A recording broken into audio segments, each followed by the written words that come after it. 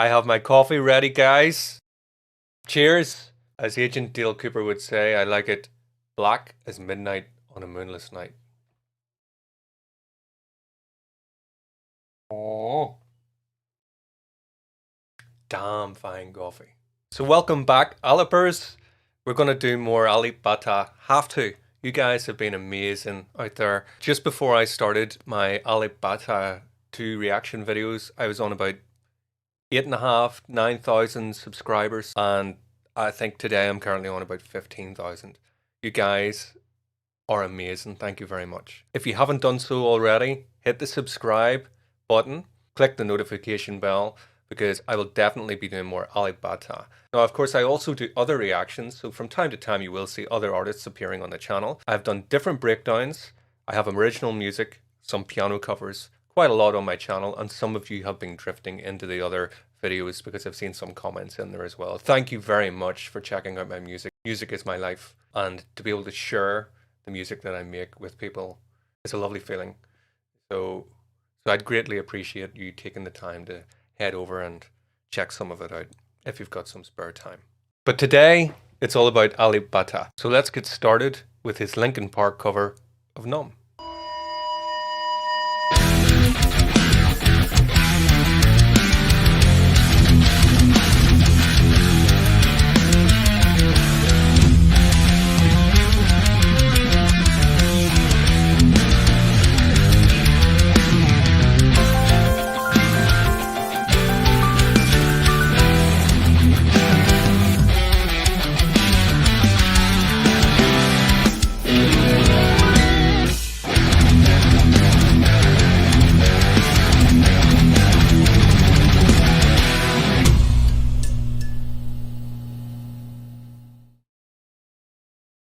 Go.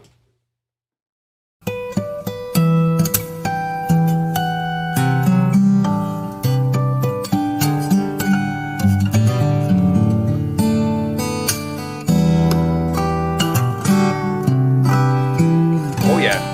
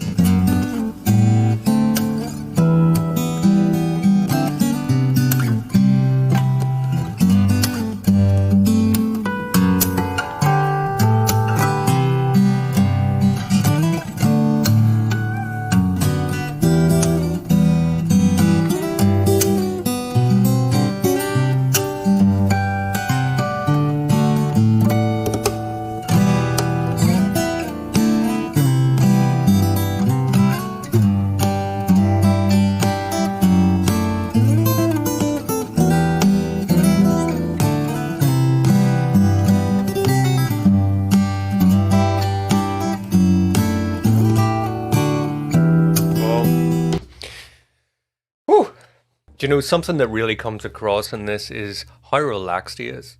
You know, if you watch all of his movements with his right hand and his left hand, even his body language, his shoulders, everything really laid back. So very ornate and decorative arrangement, which would, you know, take a lot of concentration, not only mentally to prepare and sort of be ahead of the game, ready for everything coming up, but then physically also get all of this ready and in order. So what's really impressing me is he seems to be completely unfazed by the amount of information.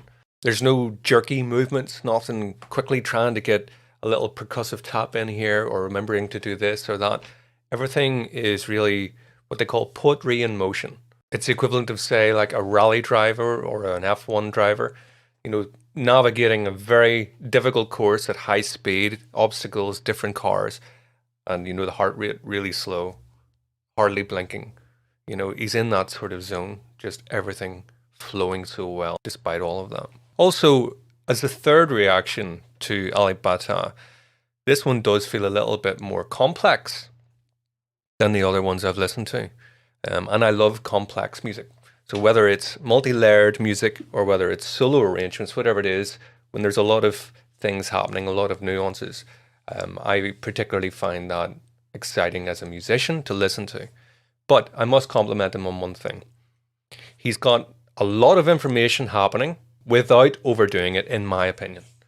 So now that's obviously subjective, and it's all within personal taste as to, you know, maybe some people that watch this feel like he's doing too many things. I feel like he's got just the right amount of his own personality in the arrangement put in without going overboard, so you can still really hear the essence of the song. Now, Linkin Park are not a band that I would be necessarily a big fan of. I don't dislike them, but it's just I listened to a lot of different types of heavier bands back when Linkin Park came out, and Linkin Park didn't really click with me. So I kind of missed the boat. I'm obviously familiar with this song, though I've heard it before. So in terms of the key, it does seem to be in standard tuning, this one. So we're in E minor, I think, with the chord progression being E minor to C major, to G major, to D major, which is a very common kind of pop progression, really. You know, we're in the key of E minor, like I said. Then we're going to the sixth, which would be C major. And going to the G, which would be the relative major of E minor. They're both in the same key signature. And then the D chord would be the fifth from the G. And then that's the seventh of the E, if you like. In terms of the arrangement, let's see on the piano, what could we do?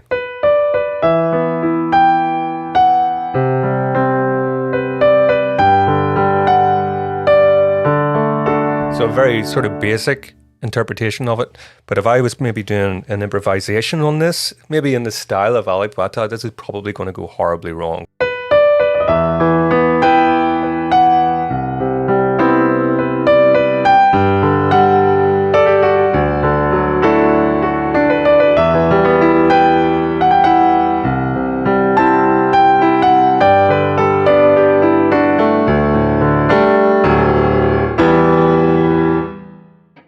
So that's obviously improvising around the keys, trying to keep the melody in some sort of semblance of the original in there.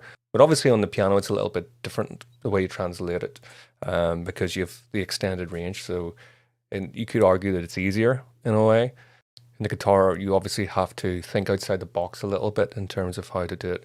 I do enjoy some of the raking that he's doing, you know, which is this sort of technique across. I'll grab the guitar. So he's got this thing where he's raking across the strings like this here and hitting harmonics, you know. This kind of thing where you're fretting the note, say there, which would be a D, and then playing the octave above that.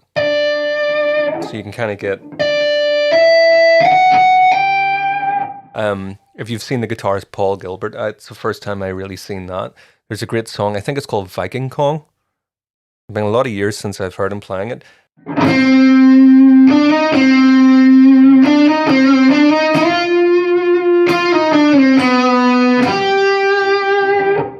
Which is a great harmonic minor type thing. It's like an homage to Yngwie, but he does that same sort of technique where he plays the melody up. I think it's on the second verse.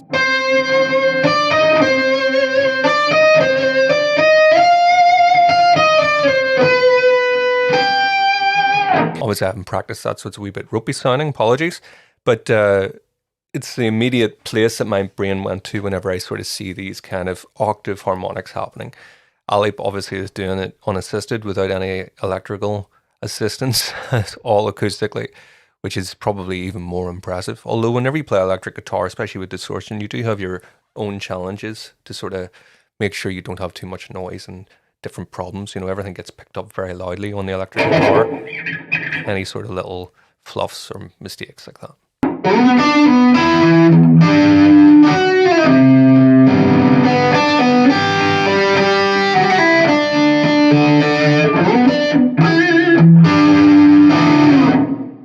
Sorry, getting carried away. Let's continue.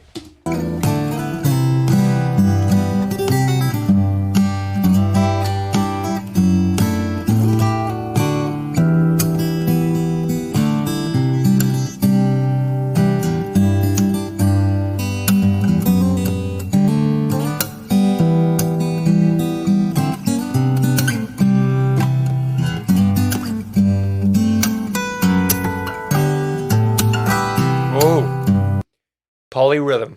Lovely syncopation on this counter melody. B, A, G.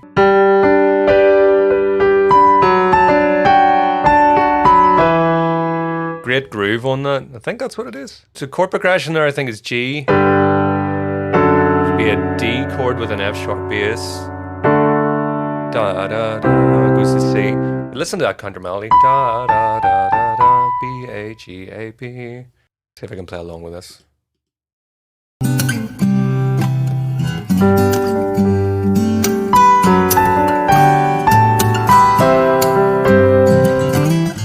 Lovely.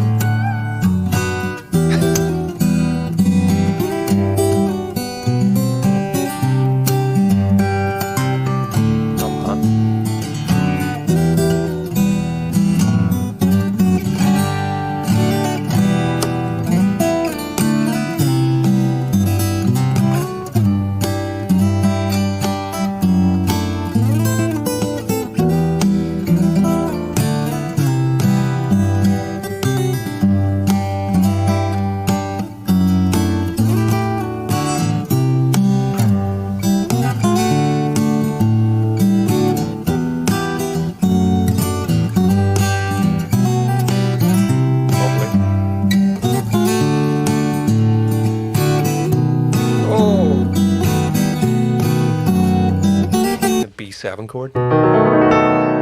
Lovely chord.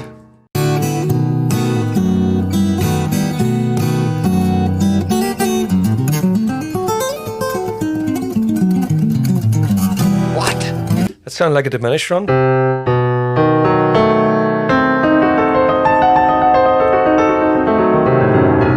Maybe not those exact notes, but it's something like that. Really wasn't expecting that. That's not in the song, sure it's not. That was lovely.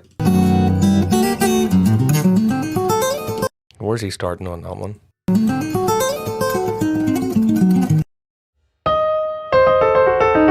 Yeah, so I think he's playing an F sharp diminished chord. He's got something like this, which is very classical sounding. You know, you get that happening in Beethoven and in Mozart. I think you can find that in one of the Beethoven piano sonatas. It's not coming to me off the top of my head. It's this type of thing. Where we get something like this.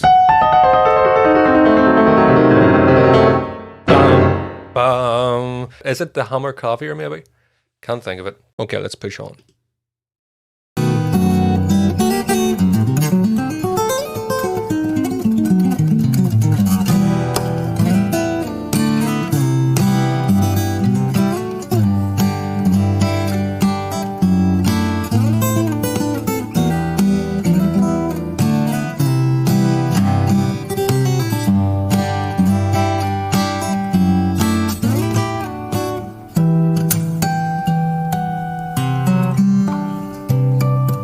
Harmonics are so clear.